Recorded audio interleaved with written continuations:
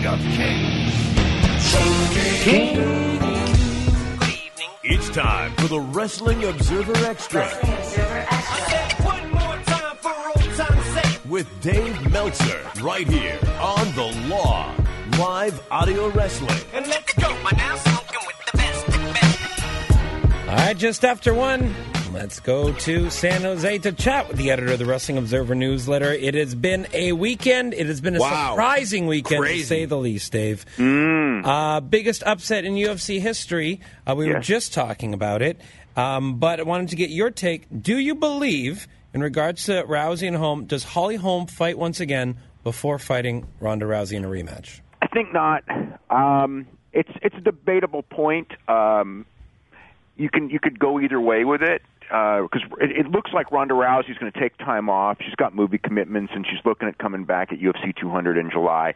So there's like a window in March where Holly Holm could fight, and you could do it. It's a risk in the sense that if you put Holly Holm against Amanda Nunes or Miesha Tate, and she loses, you know, Ronda coming back and going for the championship would still be a big fight, but it would lose something.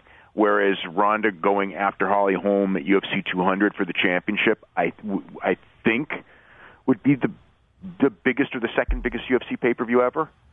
So because of that, I'm guessing that they don't do it. But you could do it. I mean, and they've gambled before. I mean, they used to. The Fertittas and Dana used to gamble on $1 million, multi-million dollar pay-per-views.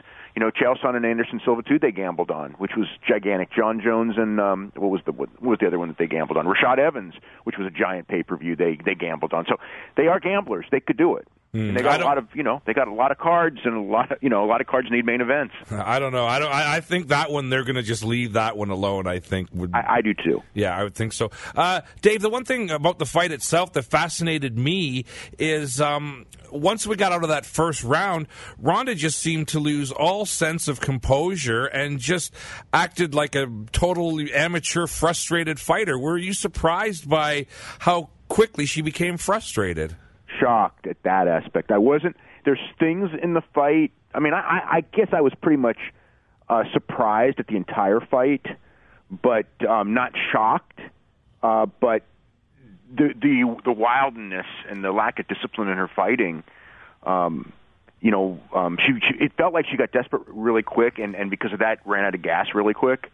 And I think that was part of the story of the fight. The real story was that Greg Jackson and Mike Winklejohn gave Holly Holm, 2 years of tutoring on this is how you beat Ronda Rousey, and it was tremendous. It was the greatest game plan upset. There are upsets because of flukes, and there are upsets because of good coaching, and that was an upset because of good coaching. So, in your opinion, Dave, do you believe Ronda Rousey will be a GSP after the loss to Matt Serra and coming back and being an incredible champion, or an Anderson Silva with the loss to Chris Weidman and has just never been the same?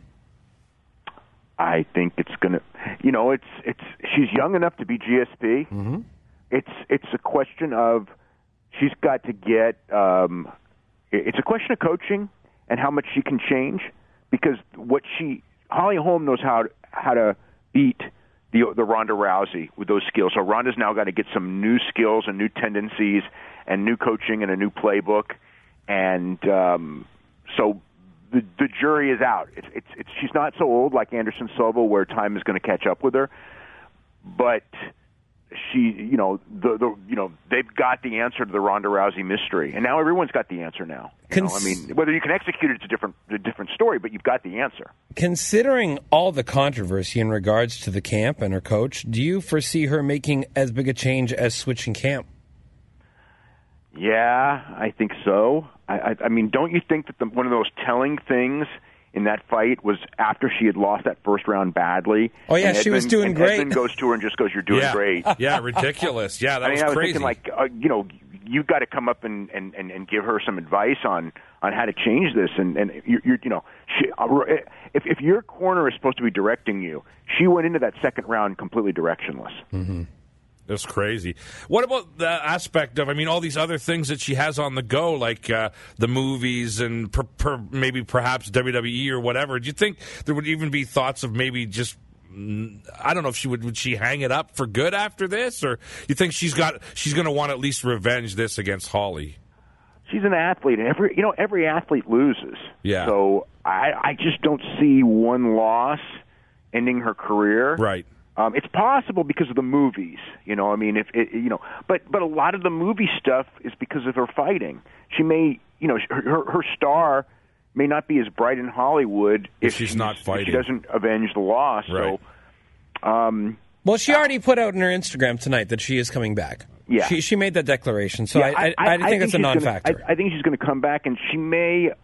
She may try to eliminate even the distractions. Even though I can't say that in the sense of she it wasn't like she would be doing a lot of things and missing training. She was she didn't miss training sessions, but she did have a lot going on, and it had to be. And we don't know the situation, but I just do feel that the thing between the mom and the coach. It just sounded like it was a real bad deal, and she's caught in the middle in that, and that's a bad situation to be in. And the situation with the boyfriend. I don't think she wanted it out. It got out. I don't know that that's something to blame, but the fact that when it was brought up, she hung up the phone tells you that was a sore subject with her. So she and even how she looked and everything, it felt like she was more distracted going into this fight. It reminded me a lot of, GSP. We didn't know it, but you guys know that GSP afterwards, he wasn't himself going into the first Matt Serra fight. Yeah, he only started training a couple weeks beforehand and really wasn't taking it as seriously. Right. So I think that Ronda took it seriously, but I think that she may have had that invincibility thing where she wasn't scared enough or something. And maybe overconfident. I can certainly believe that. Well, Holly Holm really did not look that great in her UFC fights up to this point. No. Well, and this was a totally different girl in there last night. Yeah. She was a totally different look, totally different everything. Yep. There's no doubt about that. Some people, sent me the pictures of her from the other fights, and it was like she looked different. The whole thing is that she was trained by Greg Jackson for 2 years to beat Ronda Rousey, not to beat Raquel Pennington, and not to beat Marion Renault and people like that. Those were stepping stones. But it is amazing that she barely beat Raquel Pennington, looked bad, and then she goes and beats Ronda Rousey and looks fantastic. Yeah. It is an amazing. It's amazing. It's an amazing story. It's one of the great upsets in sports history. It really is. So, speaking of looking bad, WWE has a title tournament going on. And these brackets, when you see names like Kalisto and Titus Stardust and Titus O'Neil, it shows how weak the roster is. But aside from that, Dave, who do you see walking out of this? Is this a Roman Reigns thing, or does a heel have to win this? Well, I think Roman Reigns has to be in the finals, and then you're talking about... the only other two people who could win, to me, are Dean Ambrose or Kevin Owens. Yeah, we were talking about that. And if Dean Ambrose is going to win, he's going to have to go heel to win, I think. If a babyface is going to win, it's Roman Reigns, and there's always the chance Roman Reigns wins and then goes heel. That's another option, and maybe a real viable one. So, those are the ways to go. I don't think they're going to go with Kevin Owens. They could. But I don't feel it. Yeah. I think that tomorrow we'll get a better chance. If they really focus on Kevin Owens, with a big long promo and a real star-making presence, then maybe that's a sign that they may go with him. But if he just goes in there and has a great match, and then they don't really talk to him, and then because last week's show was very much Roman Reigns as the guy winning the tournament. Just the way it felt, and everybody else were just guys that were in the tournament. Oh, sorry, is that what they do? They make the guy that they want to win the tournament, they just get rid of him after the first half hour of the show? So we have to deal with 2.5 hours of not the star on the show? Yeah, that was quite the deal there, and the ratings showed it, didn't it? Yes, exactly. Yeah, exactly. Did you ever find out, Dave, did they actually reach out to guys like Brock or something? Because to me, when I saw the brackets, I'm like, how am I supposed to be excited about this tournament when guys like Brock or Cena or even Daniel Bryan aren't there? Did they reach out to these people at all? Or? Well, you know the situation with Daniel Bryan, as much as anyone does, which is that no one knows anything. Right. Obviously, if Daniel Bryan is going to come back, Obviously, they don't want him back now, and I can understand that, given what would happen if he came back. Either if he's going to come back, you either got to give him the championship, or it's best not to bring him back. Right. But he may not be cleared for all we know, so that may just be like not even an issue. An issue, right? John Cena, I think, has got things going on, and it wasn't going to happen. And Brock, I don't know if they ever called him. Okay, what about someone like Bubba Ray? How come he wasn't in the tournament? I don't have an answer for that. I mean, Bubba Ray, they've got as a tag team guy. They haven't really pushed him. But I mean, you could break him out of that thing and make him Bully Ray as a heel is probably a better heel than any heel they got. Exactly. Except for Kevin. Yeah. He was awesome in TNA. He knows what to do, right? Like, I mean, he's got the experience. He's got all the instincts. He can talk. He can work. But you know what? I mean, maybe they just don't think of him that way. I don't think they do think of him that way. But yeah, if they were following TNA right now, they need a good heel, and he's a good heel. Yep. Dave, we wanted to take a little bit of time here, of course, the passing of Nick Bockwinkel. Now, you did a special on WrestlingObserver.com about it, but, yourself and Mouth both watched Bockwinkel. How will he be remembered in the world of professional wrestling? I hope he will be remembered as an all-time great. Yeah. Because he was one. Yep. I mean, without a doubt. Absolutely. Yeah.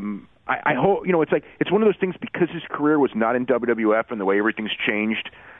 I get that thing that he's in their Hall of Fame, so they'll acknowledge him. Yes. But will he be a big part of their history? No. All of his real great history was AWA, although he worked everywhere, but AWA was the key part of his career. I hope that that they do stuff to keep his memory alive, because he was something, and he had, as a world champion, I mean, he had that it factor as a world champion, and as a tag team champion as well. He looked the part, he worked the part, he talked the part. He was really, really great.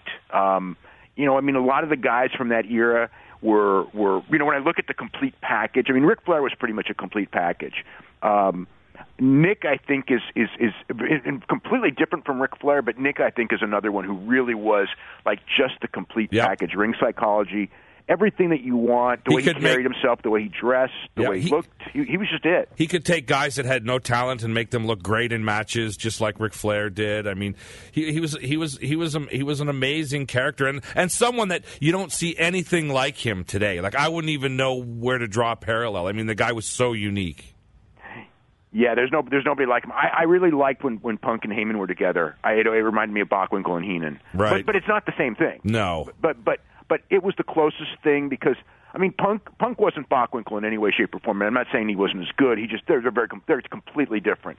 But they were both good talkers and smart workers.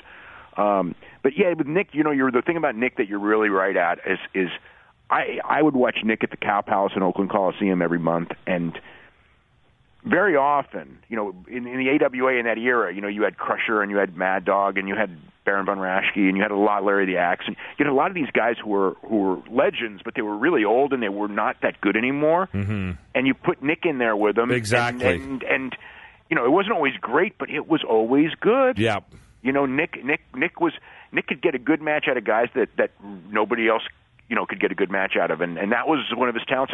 And look, that's why he had the career he did, because nobody was better at working with Vern Gagne. Right. And Vern Gagne knew it, and Vern Gagne made his best opponent the world champion for him to chase, and the number one contender when he was the champion to face all the time. Well, it always made me laugh, too, when Vern retired, and then they didn't even have a tournament. They just gave the belt to Nick anyways. That was a dumb idea, but you know what? The funniest part of that is, I mean, I look back at that, and I remember what happened, and it was like, this is so stupid. And it was, but for whatever reason, they drew really good. I think the belt was over and the AWA was over, so they could survive that really dumb thing. But, they did that a bunch. They did the same thing when Hansen left, and they just gave the belt to Right, him. that's right, that's right.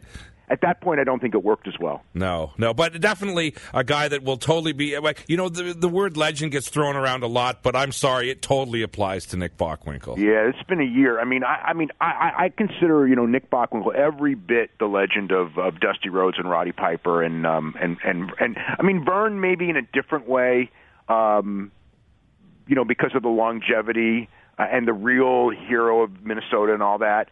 but Nick is right there with Vern. I mean, he was the when you talk about like the two guys when you talk about them together, like Hulk Hogan and Randy Savage. That's Hulk. In Minnesota, I mean, that's Hulk Hogan and Randy Savage. Mm-hmm. Mm-hmm. Well, Dave, this week in The Observer, I'm guessing, a good chunk of a story on Nick Bockwinkel and a lot on the Ronda Rousey fallout. Yeah, and perhaps Billy Gunn and Don Fargo. But there's going to be space limitations. There's too much. It's a lot.